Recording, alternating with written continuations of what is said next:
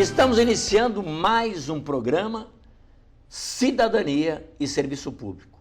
O segundo programa conversando com Júlio Bonafonte, presidente do Conselho Deliberativo da ACETEG e diretor de Previdência da FESPESP, Guilherme Coelho de Souza Nascimento, presidente do Centro Associativo dos Profissionais de Ensino do Estado de São Paulo, CAPESP, e tesoureiro da FESPESP, Diógenes Francisco Marcelino, diretor de Cultura e Lazer da FESPESP, e Maricler Real, segunda secretária da FESPESP.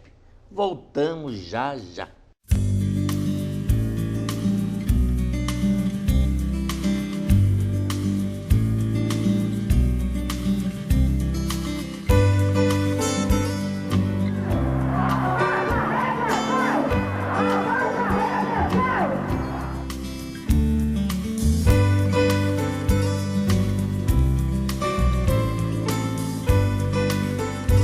Estamos pedindo aquilo que nos é de direito.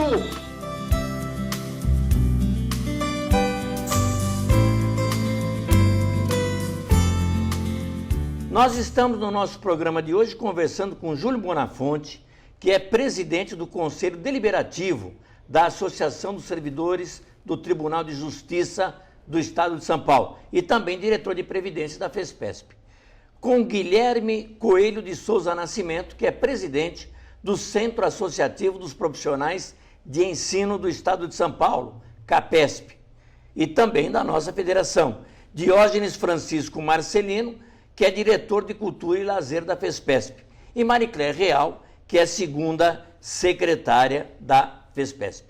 Nós passamos por vários temas importantes aqui: conscientização do voto, mudança de deputados, reforma política, eleitoral, fiscal, nova Constituição, direito de greve, aposentadoria do aposentado pagando novamente depois de aposentado, direitos perdidos, terceirização, representatividade, o executivo que comanda, na verdade, os três poderes hoje.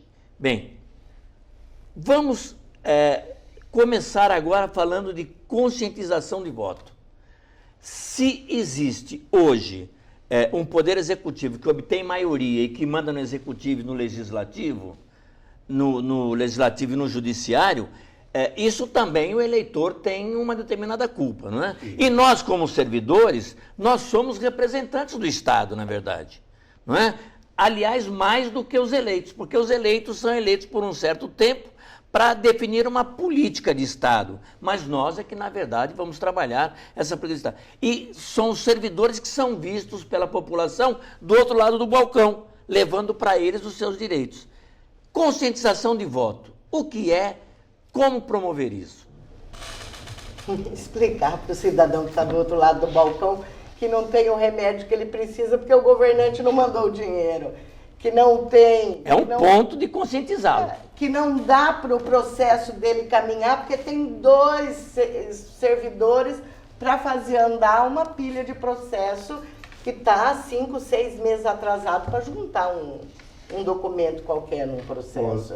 Eu vejo a conscientização do voto, e aliás nós fizemos uma campanha há muitos anos atrás, em todo o nosso estado, levando, porque o servidor público, a entidade, aí eu concordo com o Guilherme, a grande participação é essa, de levar, de denunciar, de informar aquele que não tem conhecimento.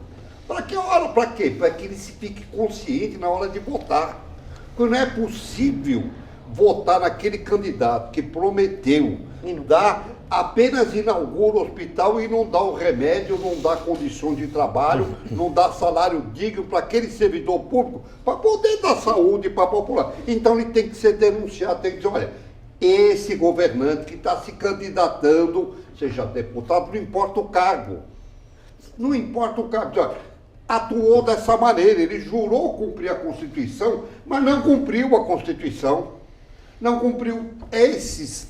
E aí denunciar, informar, esclarecer o seu vizinho, aquele que está próximo. Essa é a função do servidor público. Que aí você vai estar conscientizando a população na hora de votar.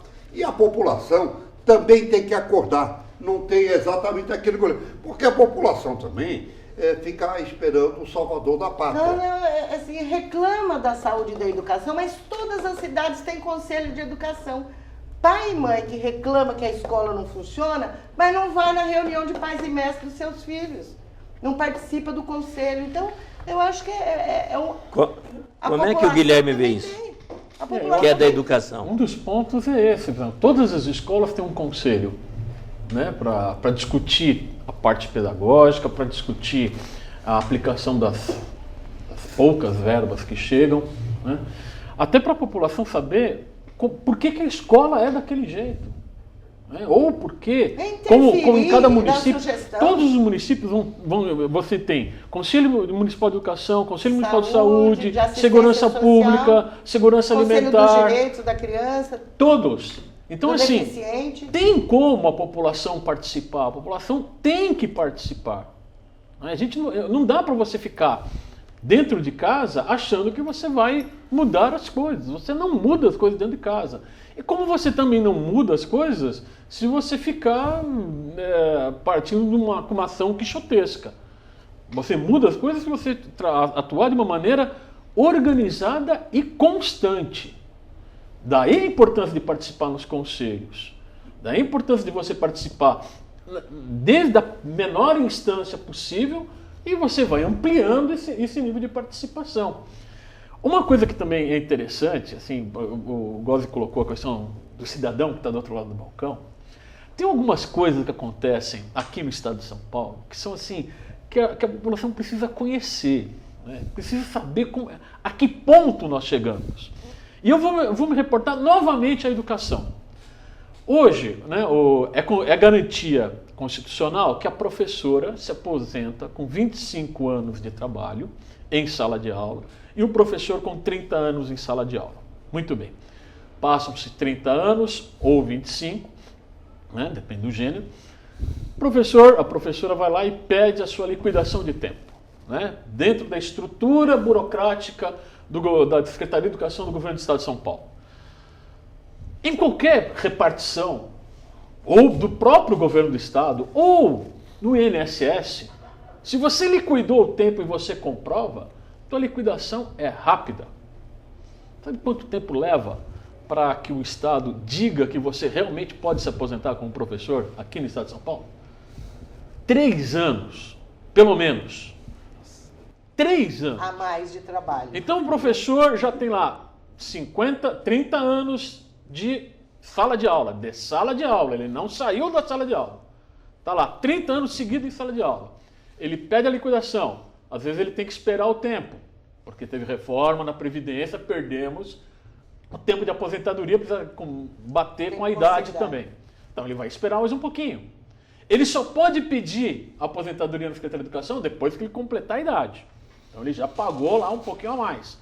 Depois que ele paga um pouco a mais, ele entrega a documentação na Secretaria de Educação e são 3 anos. Muito tempo. Ou seja, a burocracia, na verdade, ela muda o que está colocado na Constituição. E aí você trabalha mais do que para completar. o tempo para se aposentar. Esse funcionário que já está, provavelmente, muitas vezes, doente, né, já está com a saúde acabando, e você coloca esse funcionário mais 2, 3 anos para atender o público. É mais 10%. Vamos ouvir o Diógenes. Eu queria falar dessa questão que você colocou aí da conscientização, que é importante que não tem eleição agora dia 2 de outubro, né? Daqui a 3 meses. Vamos lá. O que é conscientização do voto? Essa conscientização de voto que é importantíssimo a gente abordar aqui para o nosso telespectador que está do outro lado, né? Primeiro você tem que avaliar o currículo do candidato, avaliar a vida pregressa dele, inclusive. Se for um cidadão que vai concorrer à eleição, ver os projetos que ele apresentou, se é de interesse da sociedade como um todo, está atento. E nós, servidores, isso é uma coisa importante, nós, servidores, temos que votar em candidatos que está relacionado com a nossa área de serviço público. Ou seja, porque nós somos aqui em São Paulo, mais de 1.300.000 servidores, contando os da ativa e os aposentados. Se nós formos olhar quantos deputados estaduais, servidores públicos nós temos na Assembleia Legislativa de São Paulo? 2, 3, 4.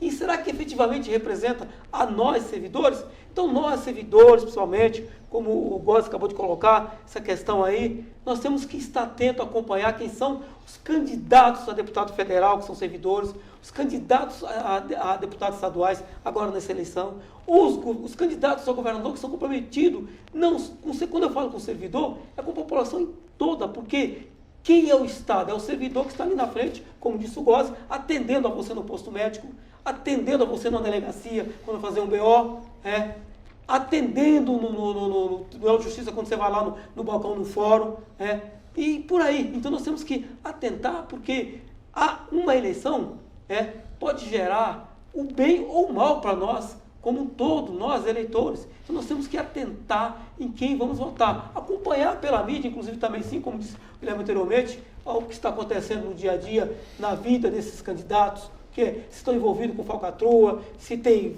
ficha limpa, se é ficha limpa ou não. Então nós temos que estar aí atento, é isso que eu falo. E não esquecer o nome daquele em quem você votou, para que você acompanhe. Aliás, eu faço uma colocação aí, porque, na verdade, a gente pensa muito em quem votar para presidente, em quem votar para governador, em quem votar para prefeito, e não pensamos em quem votar para a Câmara de Vereadores, para as Assembleias Legislativas, para o Senado, para a Câmara Federal. Isto faz com que o Executivo eleito se junte a uma série de outros partidos para obter maioria, com vantagens para esses deputados, e obtendo maioria passa a ser o Executivo o único que manda. Então, acho isso muito preocupante. E aproveito a colocar nessa discussão de que nós temos que ver em quem a gente vota no Congresso Nacional, a própria questão hoje que está avançando cada vez mais, que é a terceirização no serviço público. A terceirização ajuda o Executivo a ser o dono do poder eternamente. Góes, antes da terceirização, eu gostaria de deixar a seguinte mensagem. Eu acho que uma das maneiras de conscientizar o voto, e hoje nós estamos com a mídia, a internet, o iPhone. Veja bem, é necessário que, além de lembrar naquele que você votou, cobrar esse candidato. Você disse que ia fazer isto e isto. Ou aqueles compromissos de campanha têm que ser cobrados, fiscalizados. É isso que é o exercício da cidadania. Ora, nós só vamos conscientizar e mudar com essa cobrança. Mas é todos cobrando, porque a partir do momento que todos aqueles, porque não é possível que 150 mil votos para um candidato na Câmara ou na Assembleia Legislativa, se parte desses 150 mil diariamente acompanharem a atuação do deputado e cobrá-lo, é evidente que vai haver uma mudança de conduta. Então é muito importante deixar essa mensagem que você não basta votar. No dia você exerce a cidadania e durante todo o período você tem que cobrar o deputado, porque você vai estar contribuindo para que a gente possa modificar e melhorar. Ótima colocação. Sociedade. Nós estamos agora quase no fim do programa, então 3 minutos para cada um falar o que é essa terceirização e o que pensa na terceirização. Mariclé, começa? Vamos até.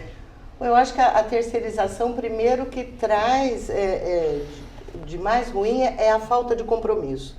E aquilo que falaram, quer dizer, você não tendo estabilidade, porque você é terceirizado, qualquer coisa que você faça, você é despedido.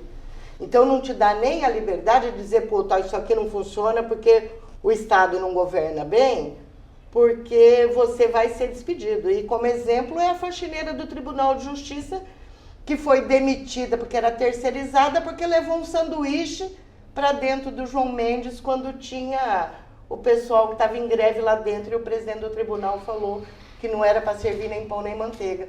Quem foi demitida é a funcionária. Se ela não fosse terceirizada, ia dar um pouco mais de trabalho para demitir, né? Terceirização, 3 minutos. A terceirização é, acima de tudo, o fim do serviço público. O Estado não quer comprometimento nenhum com a sociedade com a terceirização.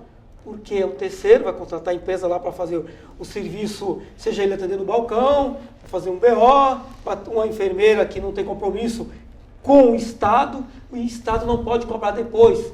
E qualquer digamos, deslize involuntário, aquele cidadão é demitido sumariamente, muitas vezes sem condições até de defesa.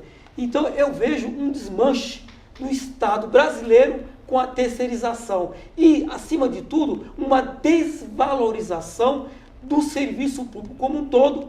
E isso vai gerar o que mais uma vez? Péssima qualidade de serviço público. Guilherme, 3 minutos. Então é isso.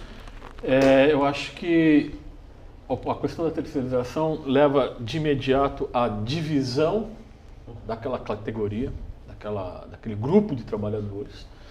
E essa divisão só tem um interesse, ou quem manda, né? Não quem recebe o serviço.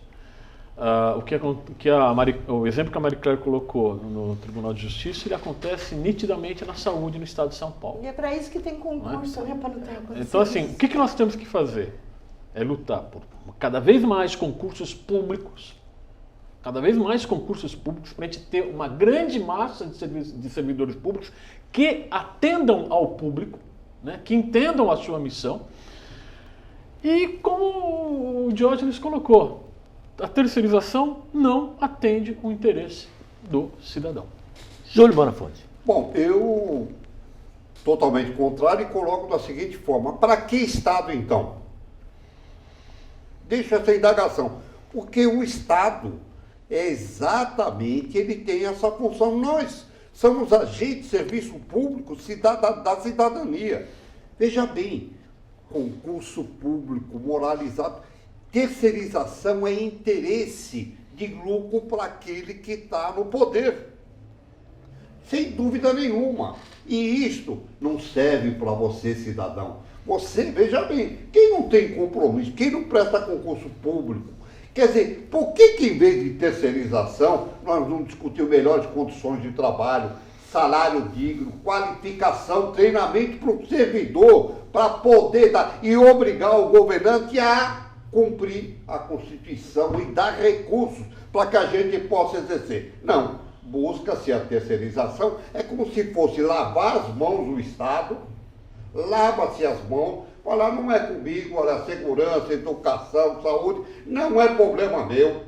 Então, fica particular, você vai desembolsar, além dos impostos, você vai pagar um pouco mais do seu bolso para que essa terceirização, esse interesse seu seja atendido. Somos totalmente contrários. Eu sou contra, luto contra a terceirização. Serviço público é dever do Estado. Aliás, a terceirização, acho que todos aqui concordam, na verdade, o que leva ao governante que vai se reeleger a preparar o bolso para a nova campanha eleitoral. A Constituição fala, é com serviço público, tem que ser com concurso. Tem que ser com concurso público. Pois é, chegamos ao fim de mais um programa Cidadania e Serviço Público.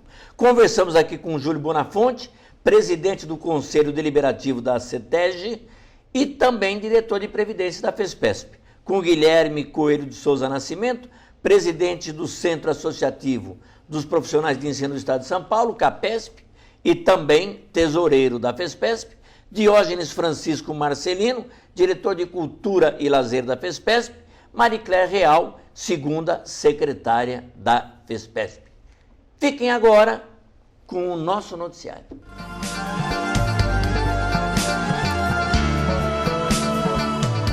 E agora as principais notícias que interessam a você, servidor público. A mobilização tem que continuar. A votação da proposta de emenda constitucional número 555/2006, que acaba com a contribuição previdenciária do aposentado e do pensionista do serviço público, depende diretamente da ação de todos nós servidores. O informe é da Associação Nacional dos Auditores Fiscais da Receita Federal do Brasil, a ANFIP, que no conjunto das entidades tem feito um grande esforço para cobrar a inclusão na pauta do plenário da Câmara dos Deputados da votação da PEC 555.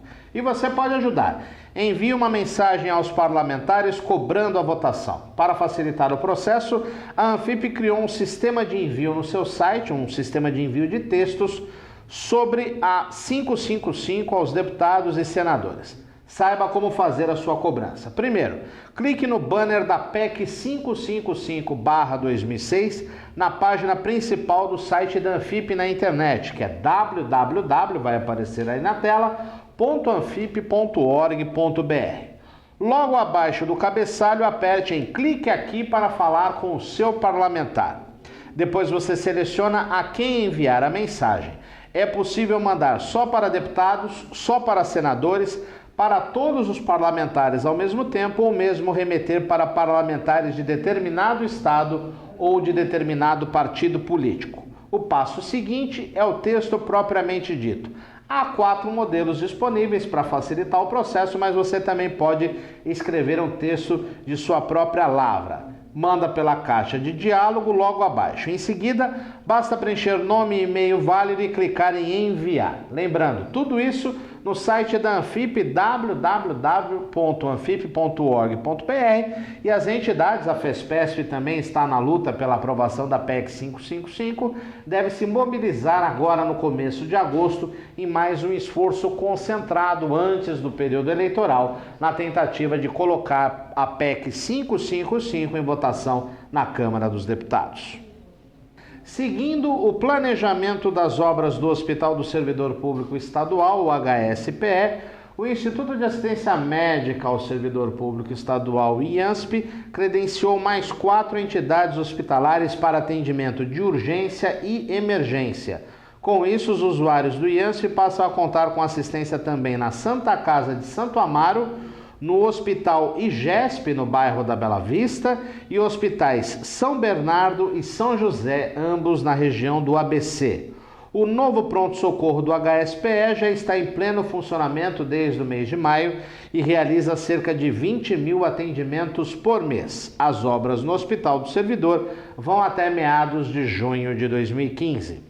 O IANSP, a autarquia vinculada à Secretaria de Gestão Pública, tem hoje uma das maiores redes de atendimento em saúde para funcionários públicos de todo o país. Além do hospital, na capital paulista, possui 17 postos de atendimento próprios no interior, que são os CEAMAS, os Centros de Atendimento Médico e Ambulatorial do IANSP, e disponibiliza assistência em mais de 100 hospitais e 140 laboratórios de análises clínicas e de imagem credenciados pela instituição, atendendo a 1.300.000 pessoas em todo o estado de São Paulo.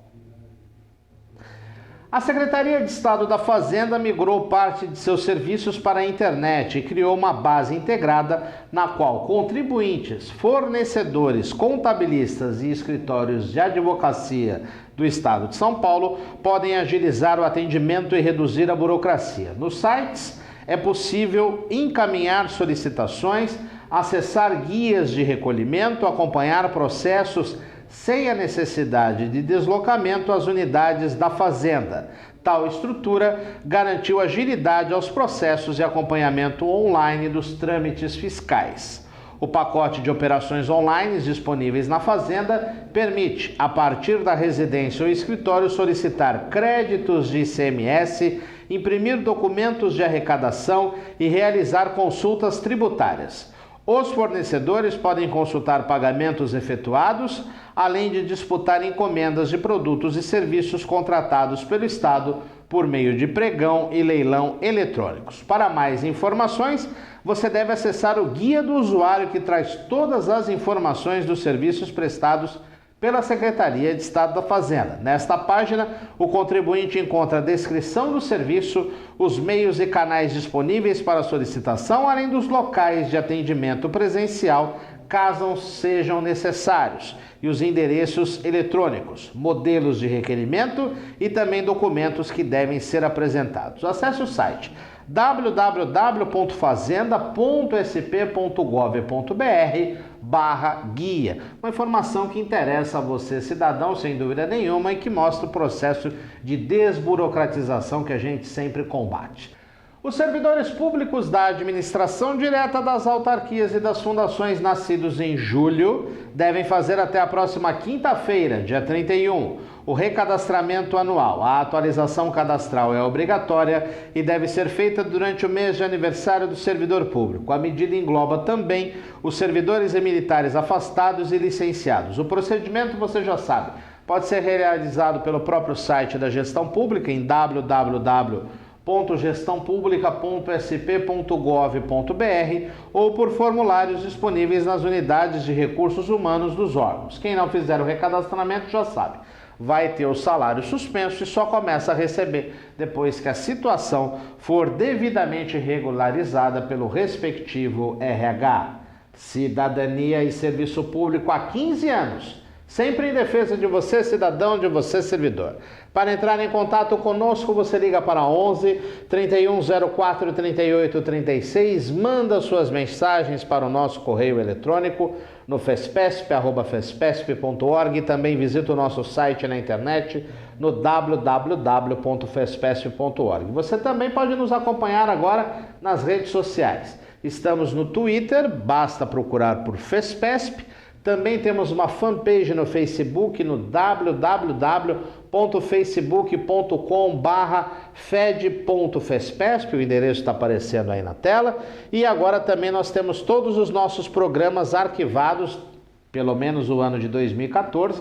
Numa segunda etapa a gente também pretende disponibilizar os programas mais antigos, mas todos os programas já veiculados pela Fespesp neste ano estão no nosso canal do YouTube. Vai aparecer o link aí para você na tela e você também pode procurar no site do YouTube o endereço Federação Fespesp, que é uma nova forma de você poder assistir o nosso programa da forma que você quiser e quando você quiser.